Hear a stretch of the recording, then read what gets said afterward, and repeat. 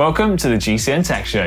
This week, we're discussing 5 bits of tech that we can't live without in 2025. And in hot tech this week, we have the world's lightest titanium frame. We've got a new carbon fiber bike brand, a new helmet from POC, new carbon fiber wheels, and the most insane coffee travel station, plus loads more, including the bike vault and comments of the week. Better get to it. Yeah, boy.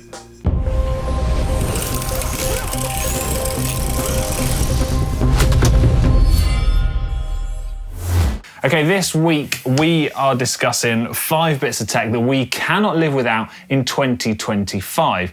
Now, I say 2025 because gradually over the years, like tech changes and what we kind of prioritize changes as well. So the list has evolved. Certainly has. And what are we going to kick this off with? Right, I'm going to throw it out there with an electric hand mini pump. You see, you've really thrown me with this straight away. I mean... Specifically, the Topeak e-booster. Yeah, right? yeah. And specifically that one, because it is really good quality, but also it has the digital gauge on it. Yeah. Okay? So you can set precisely what pressure you want. Now, I think there's going to be a lot of people going, this is rubbish, this is ridiculous, like, why are you saying this? You can't live with that. Right. Okay. I am sat here wondering why you're saying this. I didn't have you down as an electric pump kind of guy. So the things that certain people can't live without are going to be different depending on the riding you do and all the rest of it, okay? But where I find this particularly useful is we do a lot of traveling. Agreed. Like next week, I'm flying to Taiwan because there's the Taipei bike show and we're going to do a bunch of stuff out there, okay? Now, when you fly, you don't want to take a big pump with you, and we've got into the habit of taking little pressure gauges with us as well, digital gauges, because we're nerds, and we want to optimize tire pressure, because that was something that like 5 years ago I wasn't paying as much attention to my tire pressure. Banging it in, that's all right, 90 psi, job's a good one. Do you know what I mean? And like now we're like nerding it out because we've been to the efficiency rig and we've seen how like just 5 psi can make like a huge difference, and tire pressure is so important. This just ticks all it like does all of that. It means you don't need a big pump when you travel. It means you don't need a pressure gauge. Boom. Basically, it's going to upset me to admit this, Connor was a step ahead of me on this. So when we were away the other week, what you just said, it exactly happened. I had a small travel pump with me that I could pump my tyres up, and a digital pressure gauge, separate things. I was sharing a room with Connor. He whipped out the electric digital pump. I was like, what the hell is this noise going? It sounded like someone's got a drill going. It was Connor, little pump. But that's the other thing, is people are thinking about this wrong. People think about it as a tool that you would just take like out with you on a ride, and so they go, oh, well, it can do like, I don't know, 5 inflations on a battery charge. Just charge it up. But the thing is the way why I can't live without it now is because I'm thinking, but I'm going to use it in my hotel room to set up my bike, or I'm going to, you're going to use it in a place where there's a power supply. And for that reason, I just think it's incredibly useful. It's a pump and a pressure gauge. It's really compact, built into a single package. Actually, you mentioning how many times you can inflate a tyre with it, 3 or 4, it kind of depends on the tyre and the pressure. But some people say, oh yeah, but when it runs out of battery, I cannot think of a time in the last 5, 6, 7, maybe 10 years when I've had more than 1 puncture on a ride. So I don't think you need to stress my record is 2 in all of my cycling adventures. No, 15 years of riding a bike. No, that's a lie. What about when we went to Monte Grappa and you punctured like 1 million times? That is a lie, you're right. Thanks for fact-checking that lie. That was true. And then even then we didn't. We could have done with that electric pump. Anyway, right. Okay, we've hung on the first bit of our list for quite a while. All right. Shake dry technology next. Are you picking shake dry jacket? Yeah, well, look, I know you love this stuff as well, and you're big into the tech. We've spoken about this in the past with like rain jackets, and really highlighting how that technology, which was developed by GORE-TEX, correct me if I'm wrong, really like revolutionized rain jackets in terms of their like waterproofness, breathability, and being able to pack them down. So this is a favourite nerdy topic of mine, because it combines chemistry with cycling. Like, it also makes me sad because, well, there's been a lot written about this, but these fabrics are now banned. But nothing that's replaced it is quite as good yet. I live in hope that something will come along from science that is better than what we had before, and I think it probably will. But at the moment, nothing is as good as the old shake dry. So, like, explain to me why this is banned. I've got like a bit of an idea, and I think everyone at home probably is also thinking, why would you ban a rain jacket? It's because of PFAS.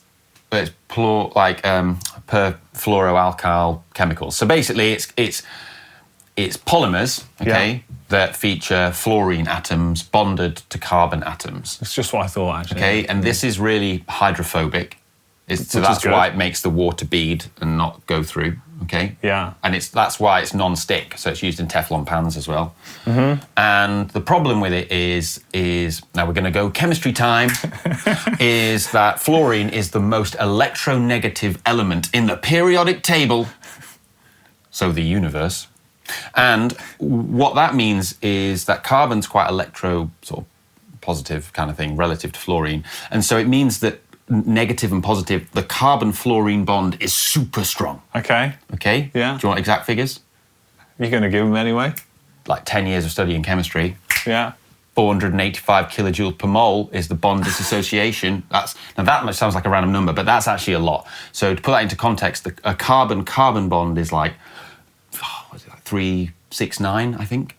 Oh, so big difference. 367? Yeah, big difference in strength. Yeah. So the strength of that carbon-fluorine bond, super strong, which means it doesn't break very easily, which means that it doesn't break down in nature very easily, which means it just stays around forever, pretty much, kind of thing. I think you did a good job of summing it up. Okay, and so that's the problem with it. And it was entertaining as well. Oh, thanks, man. Yeah, great. Hopefully people have learned some chemistry. So, yeah, we're all missing out on this bit of tech, and we hope that it evolves. And so if you have got one of these jackets, look after it. This is the thing, right? Everyone who's got these jackets, save us them. included, yeah. Everyone, like all cyclists I know, they can't live without them, and they hold on to them. And I've got to tell you one quick story, right? So one of my good mates, he's called Greg, and he had one of these jackets, and it was like, he's treasuring it, can't live without it.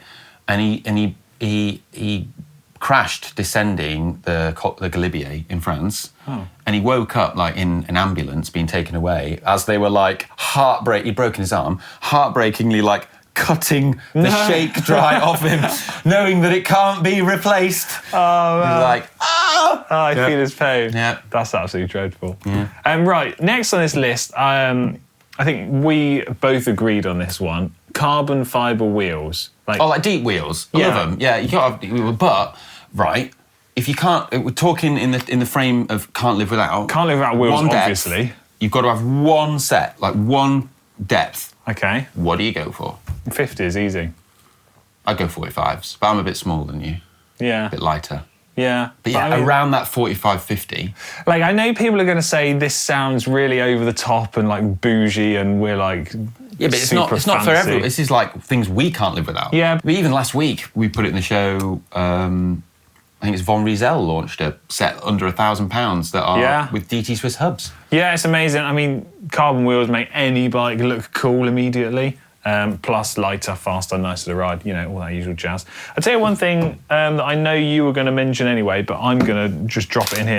Oh, yeah? Mini ratchet sets. Yeah, yeah. Specifically, and you love these things, so do I. Specifically, though, the one like this one, which includes a little torque adapter that goes in between the ratchet. Now, I've got a slightly different one at home. I've got, one of those as well. I've got one at home, which has basically got these two bits combined as one. That's bloody great. Lifesaver. So I was out riding the gravel bike the weekend, and super annoyingly, my saddle kept sliding down. Did it? And I didn't have my mini ratchet set with me with a torque thing in it. Why not? Well, I left it at home. Anyway, I didn't know how tight to do the seat post up, so I was like trying to do it as tight as I thought, but I couldn't do it tight enough because I was scared of damaging it. So basically, my seat post kept sliding down. And I got home and I was annoyed and wished I had it with me. Moral of the story, invest in some useful tools with a torque wrench bit built into it. Yeah. There you go. I'll tell you what as well, like the other thing that I just can't live without, and it's kind of like two in one. Okay. It's like two things. But it so is, 6 things you can't live without. power meter and computer. Can we make this like just data in general? Having like Wahoo and power meter. Okay. Can't live without it. Like really, we can't live without it. I'm kind of in agreement, but I feel like that's the first thing anyone's going to say is like, surely you could live without a power meter. Look, I know people will get on their high horse in the comments and they'll go, oh, how tragic. You know, what happened to you just going out and riding and feeling the wind in your hair and just, and it's like, well, yeah, fair enough. Like, but this is, you know, things I can't live without. I love it. I think I'm almost slightly addicted. You are definitely there. I think I'm almost addicted to having a power meter. You've had bikes where you've not had power meters on. I know you've struggled with it and you've not. 100%. I completely agree. I've tried to live without it. And I can't live without it because I've immediately gone, right, I better get a power meter. To me, it would be like a car, like driving a car that had just like no instrumentation. Yeah. Like there's no feedback as to like your revs or your speed or anything. I'd be like, I mean, imagine how like... You've just described an electric car. It's like, you get a lot of feedback from the power meter as to what's happening and things. Well, okay, I'm totally with you on this, but we could broaden this out to say just having information in front of you, like you were saying, be that speed, even just mapping for knowing where you want to go on an adventure. So that could be a head unit, but if you are sort of like starting out cycling and you're not going to do loads, you could utilise your phone and use that technology. Yeah, you could have your phone and put it on a... Yeah, but I think I would rather use my phone as a head unit than have no head unit at all. Yeah, same. I agree. But yeah, like mapping, you get me started on that. Like mapping, like it's so useful. Yeah, I mean, think of all the places you go where you're like, well, I don't want to go for a bike ride, but I don't know the area. Job done then. Yeah, easy. I could not live without mapping. All right, well, that's 5 things. 6 if you added yours at the end. I also asked Connor earlier what he couldn't live without. And to sort of throw a bit of a curveball out there, he just said clipless pedals and proper tools. That was not what I was expecting from Connor, if I'm honest. No, I would have thought he would say some sort of like giant sort of Wendy house frame that he would attach to his bike to make it rideable in winter conditions or something. Yeah. I did ask Hank, Si and Dan, but they didn't get back to me, so never mind. Right, get involved in the comments section down below. Your friends are. Yeah. Get involved in the comments. Let us know what bits of tech you can't live without and whether you agree with us or not. And share the best bits and we'll read them out next week. It's now time for Hot and Spicy Tech. Ollie, can you guess what we are going to kick it off with this week? Perhaps a new helmet? Right, okay, here we go. POC. I'll rescue it. Thanks, POC have launched a new helmet. It's called... It's very white. It's very white. It's called the Cytal. And yeah, it takes inspiration from the Cytal Carbon, which we've seen. And I've got some of the information here. As you say, it is very white. It's like, how much more white could it be? I don't think it could be more white. The answer is none more white. So... yeah, as I say, influenced by the Cytal Carbon, which is used by currently the EF Education Pro riders. We've got ventilation optimization, aerodynamics optimization, and they say it's been developed to establish a new benchmark in performance. Also, this is actually quite interesting, being as the most important part of a helmet is safety. They say that it has been tested by Virginia Tech and has achieved a 5-star rating, and as of March 2025 is ranked as the #1 road helmet and #3 in all helmets tested. That's interesting, isn't it? Yeah, it is interesting. Yeah. One other thing to mention, they've got a eye garage for those big boy glasses at the front. Si will be happy about that. So I will be happy with that. It's got a nice sort of like texture on there to keep your glasses from moving when you store them in there. In terms of some weights, so we are like in the EU, I think CE rated ones, we're looking 250 grams for a small, up to 300 grams for a size large. And prices, would you like, tell me a currency and I can tell you it, because we've got a bunch of different currencies here. Zimbabwean dollars. Funnily enough, that one's missing. Japanese yen, 53,000. Euros, 320. Pounds, Great British pounds, 290. And US dollars, 330. Yeah, pretty good, eh? Yeah. Right. Next up, actually, in hot tech, I mentioned there's a brand new carbon fibre bike brand launched. Do you want to tell us a little bit more about it? Yes. So this is a brand called Evolve, and this is their bike. It's called the Cima. Interesting, yeah. The Chinese brand, and I mean, they just keep on coming, don't they? There's more and more bikes coming out of China, but crucially, bikes that look legit, that they look really good. I think it does look cool. And it's great to see. So this one, it has the silhouette of, I think, the modern all-round bike. Yeah. You know, I'm going to say the Tarmac. The dropped stays, the lighter weight frame, not full-on aero bike. I think that's fair. Yeah, and it's 650 grams for an unpainted size medium frame. Which is light. Yeah, so if you add 100 grams on for paint, that's still in a very, very light frame. And it looks incredibly smart. It also, when I've looked on their site, they're using the top-end like Torre fibre, so it's T1100, which is the same as what you get in a lot of super high-end bikes from Western brands. Like that. And it's got ceramic speed bearings in the headset. Oh, the SLT boys. Fancy. Threaded bottom bracket. Yeah, BSA threaded bottom bracket. It's ticking a lot of boxes. Yeah. Nice paint jobs on there as well. And they've also taken it to Silverstone and tested it in the wind tunnel. Although, from what I could tell on their website, it looked like this was more sort of testing after they developed the bike. Rather than development. Rather than using the wind tunnel for development. There's a big difference there. It's like validation rather than actual development. Fun fact, I got a sneak peek of this bike because when I was at Silverstone a few weeks back, it happened to be at the same time this new bike was being like in the wind tunnel. Yeah, it cool. looks really smart. I like that. Okay, right. Next up in Hot Tech, we have some updates to the range of wheels from Elite Wheels, and we've got 3 new products to discuss. So updates to the Drive range, there's now the Drive 2. Updates to the Marvel range, there's now the Marvel 2. And then updates to the gravel range, which is the G36, which is a shallower gravel rim depth. Have they made the Drive wider? Yes. Yes. There you go. According to Elite Wheels, they've made the wheels lighter, faster, and more stable. New graphics, updated graphics. Now, people are going to say this is a minor detail, and it is, but for me, I now like the fact that the logo is curved with the wheel rather than straight. That's just my opinion on this. I can get on board with that. So the Drive 2s are now 23mm wide internally, 31 external. We've got a new ratchet-style hub and those real wide boy carbon fibre spokes. I also noticed that before they were doing the Drive as a 40 and a 50, and now it's gone down to a 36. Okay, yeah. So, which makes more sense to like differentiate it more from the 50. Yeah.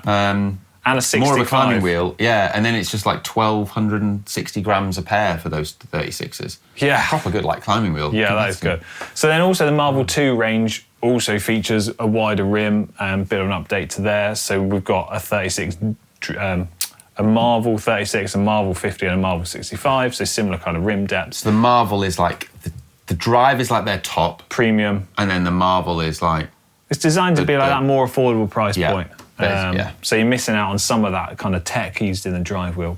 And then the G36 is essentially the same kind of style. We've got a wider rim again, new carbon fibre layout for more impact resistance riding on the gravel, and it's now 25mm wide, up from 24. So just a small change there, but with the fact everyone's basically using the widest tyres possible on gravel, kind of makes sense. Yeah, it makes sense. Weight of those wheels, 1,325 grams. There you go. Exciting news. I'm looking forward to getting my hands on a set. Yeah, hopefully, yeah. Right. Next up is this absolutely mental coffee station I said about. Have you seen this? Yeah, I saw a post on Instagram about it. Yeah. So this is to keep the Visma Leaseabike riders caffeinated. Yeah.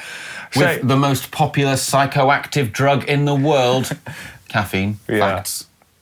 Is that a fact? That's a fact, yeah. Yeah, all right.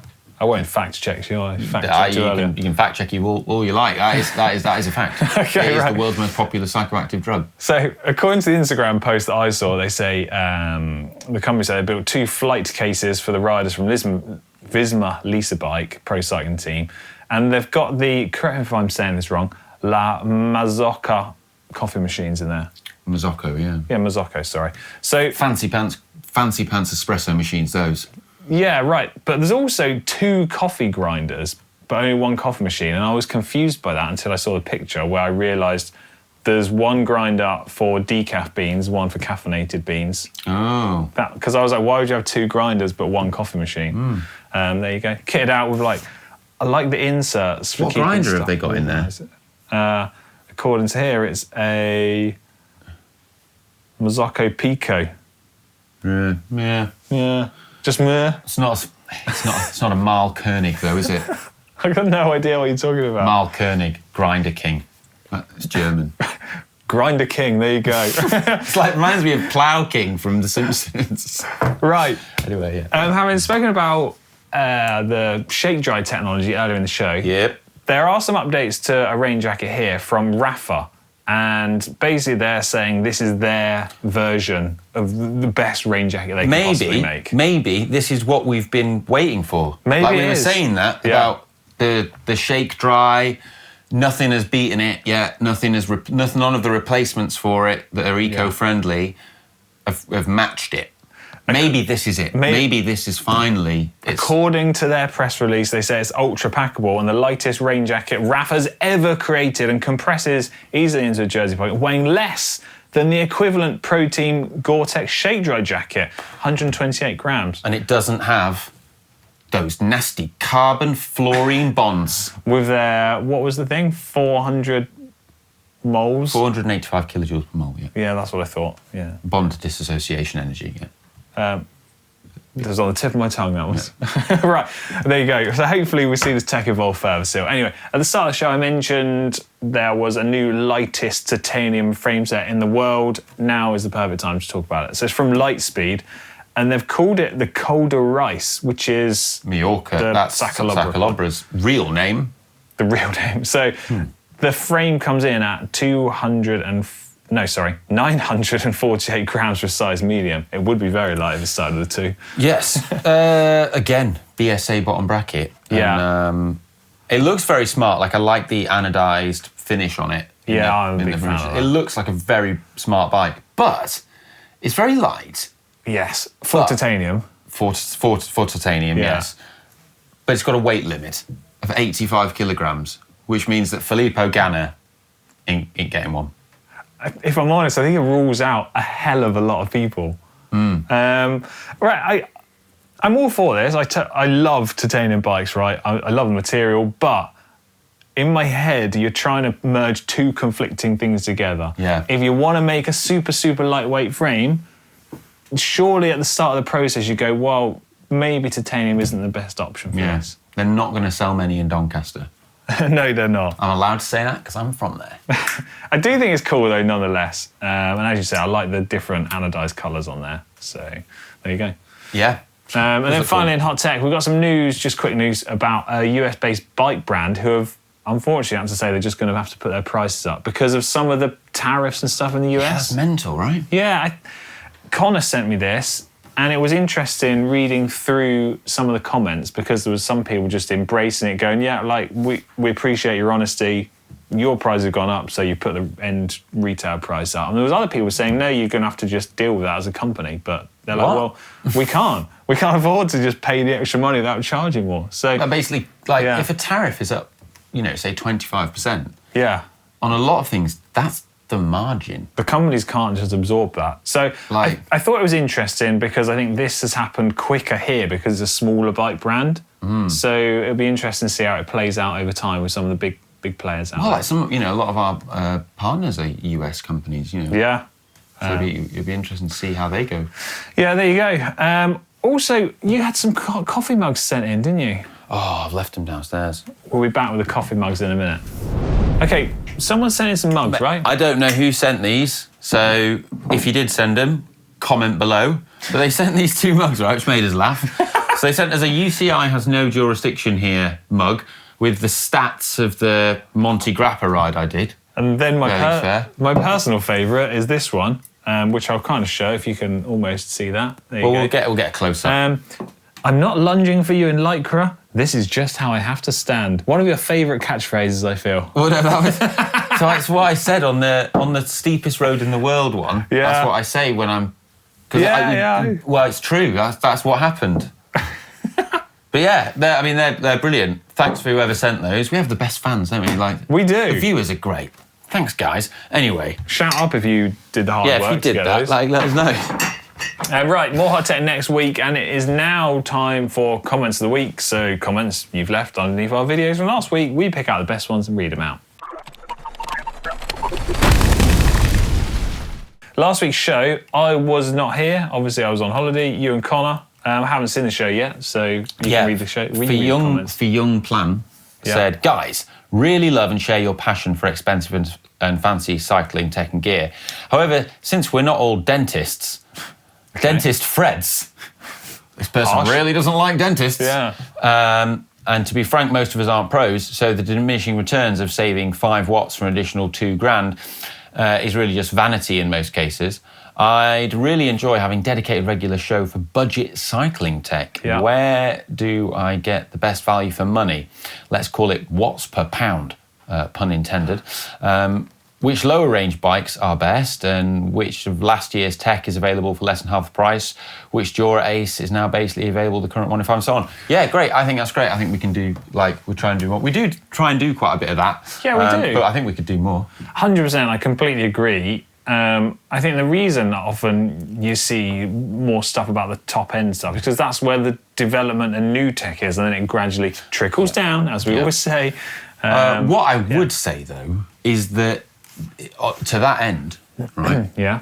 If you can find a bike right now that's for sale, that's got the 11-speed Di2 on it, Ultegra or GORE-TEX, 9,000? Yeah, or if you're looking to buy a group set and you can find the 11-speed Di2, that stuff's now a lot cheaper than what it was because it's considered out of date. Which is mad. Absolutely isn't out of date. It's not at all. Brilliant. It's brilliant tech. It'll work forevermore as well, basically. Yeah. Look after it, of course. I'm in agreement with that. Matthew James 4137 says, I don't understand the benefit of a titanium bottom bracket. I picked this out because I saw you had a titanium bottom bracket in the show last week. I actually have wanted to make one of these myself for ages. Yeah. Anyway, they're saying it's the GORE-TEX one's only 65 grams. I don't think anyone has ever said that it isn't strong or it's too heavy. Shimano one's only $50 or $60 or $30 US. And basically, no one's ever complained about the bearings in GORE-TEX bottom bracket. This one's 15 times the price, not going to last 15 times. They've basically got to be in their bonnet about this titanium bottom bracket. Whereas I, on the other hand, am like, this is incredible. No, I don't need one, but I like the tech. Yeah. Yeah, I can get on board with that. I think, I don't really have much to say. I can't agree with that. Yeah, I kind of agree. I just picked it out because it was like someone's gone on a rant about the titanium bottom bracket, whereas I was like, this looks incredible. Right. Underneath your video for the hacks that you do to protect your bike. Yeah, I say it featured in it a new Orbea that I've got. I'm going to make a video about this bike. Yeah. New Orbea Orca, and it's in this really nice sort of clear coat, sort of, I'm going to say wine red. But in the sun, it really pops. I had an Orca Aero a little while back, I had that colour, and it was blooming incredible. Well, anyway, McLovin says, love the paint job on the Orbea. Much better than Rupert's celebration of brown. It's bronze. It's brown. It's bronze. It's brown. Anyway, Jeffrey Williams says, Ollie, GCN has mentioned protective tape on multiple videos. I'd like to get some. Could you provide the specific product name and maybe where you buy it? None of my local shops know what I'm talking about when I ask. I did in that video. So it's there's Heli Tape, and which is a brand name, and also 3M. I was going to say 3M. 3M make a load of different clear coat tapes that you can get from various places, and they actually make it in tape form. They also make it in you can buy it in like an A4 sheet, and then you can cut it to the size and shape you want, which is pretty useful for just getting random bits on different parts of your bikes where you might have a cable on the head tube or wherever. Yeah, fair. Also, we had a video out of the weekend when Dan was in the UAE asking pros about what their bar width are. Frankie12 says, I'm quite surprised that even a lot of pros have no idea about their handlebar dimensions. So true. I think you'll find this with pros. Some of them big into their bike setup, and others are like, give me a bike, I'll race it, and off we go. Yeah. Yeah. You got one extreme or the other, I think. You see that with GCN presenters as well. We're quite fussy, aren't we? We are particular. Connor is like, cool, do the wheels turn? No, Connor's also particular, but he's particular about different things. Yeah. Hank is like, does the wheels go round? Hank is the one that's like, yeah, do the wheels go round, yeah. I picked this other one out, right? I've got the last on the list here. Nick Evans, 6827. I thought this was pretty harsh. He says, please don't let Jasper Philipsen go narrower. He can't manage to keep it in a straight line as it is. Shots fired. Yeah. Crikey. No holding back there. Anyway, more comments next week, because it's now time for the Bike Vault. This is the part of the show where you submit pictures of your bike using the link in the description down below. We pick them out, judges be either nice or super nice. If they're super nice, the bell gets rung. First up this week is Brian Patrick with his first bike packing adventure of the year, going from Essex to Amsterdam, hence the gubbins, Ribble 725 steel frame, Integra chain set, brakes, wheel top electronic group set. Hang on a minute. Go on. Hold the phone. Is it a Triumph in the background? Well, quite an interesting. I think that. I like cars. Yeah, same. That looks to me like a Triumph. Well, it is a Triumph. I can see on the back. It's a Triumph Stag. Stag. But it's a fastback one. It's the coupe. Oh, with like an actual boot opening. It's the fastback. Yeah. Most of them are cabriolets. I did not know that. But that's pretty cool. And also, it also looks like there's another car in the barrel. Is that a Beetle? No, that looks like a Citroen 2CV. It looks like it could be. I can't see it clearly enough. Or maybe like an old Fiat. But yeah. Anyway, the bike. That's pretty cool, isn't it? The bike is loaded up. Who cares about the bike? I'm interested in the Stag in the background. It's a super nice, the Triumph Stag. Yeah, there we go. Right. The bikes are nice. Cameron Pagnolo, who says he's got a Scott Foil Gold Edition. Pretty much straight out of the box. Fancy pants. That is very nice. Yeah, boy. That's super nice every day of the week. Look at that. Oh. That's looking amazing. Love it. Love that. Easy peasy. Jada next with a Stealthy Ultra XR2 from last year, which was replaced with an Imonda SL6. Oh, okay, so this is the new bike. So apparently this is, 7.39 kilograms without pedals.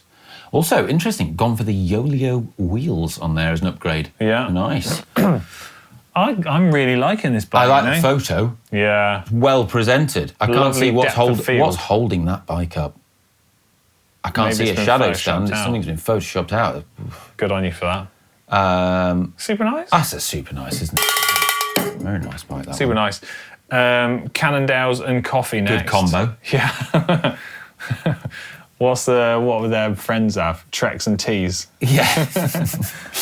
Yeah. That was a really crap joke, sorry. Yeah, it was, it's in that's the Gospel Pass, where Connor and I rode up when we went on our Wales bikepacking adventure in the winter, which was freezing cold. I've ridden up there once as well. It's beautiful up there. It's bloody great up there. This bike is lovely. I love the colour of it. Highest road in Wales. Fun fact. That is you'd like that colour. I love it. I'm literally in love with this bike. I'm in love with it. Right. Cannot fault it. Perfect. Yeah, go on then. Super nice. We'll go super nice on that. Steve P. Welsh boy. Stunning. An Enigma Echelon. Oh, custom built and custom geometry anodized by Enigma. Says it fits like a glove. Well, you'd hope so, a custom geometry, wouldn't you? Yeah. It's gone a bit wrong otherwise. Yeah. I like it. I said earlier in the show, I love titanium bikes. I've got to be honest and say, this finish isn't doing it for me. Really? I think it's the photo. The way we have the photo here is quite low res. I think if you could see that anodized sort of finish up close, it would look a lot New SRAM nicer. Red, I'm a big fan of that group set. I think that is really smart. The black fork sort of blends into the wheel a bit. Yeah. I think it's very smart though. Very I'm a smart. bit concerned by how it's balanced and lent against that wall. Pedal. It's the pedal that's in contact. Fear not. The pedal, the edge of the pedal is in contact with that wall. No frame is making contact. Okay, it's stressing me out a little bit. So, all right, you call it on this one. That's super nice. Yeah, all right. Yeah. Level 46 with a customised and simplified Canyon Endurace CF. Okay, they've gone one by. And 4 better than level 42. I was racking my brains. I've heard level 46 somewhere, but it was level 42. Yeah. So I think their idea of simplifying their bike, it appears to be just removing the bottle cages and one chainring. Yeah. This is Connor's worst nightmare, this bike. Yeah. It does look cool, though. It does look cool, but that's nice, isn't it? Yeah, because it's a bit of a jaunty angle. This sort of weird balcony setting. If we were teachers at a school, we would say, could try harder. Yeah.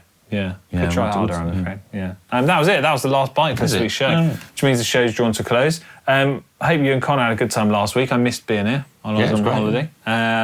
Right, get involved in the comment section down below. Let us know what tech you can't live without. And, we'll be back next week, shall we? Yeah, I'm going to go to Taiwan now. Bye. Love you.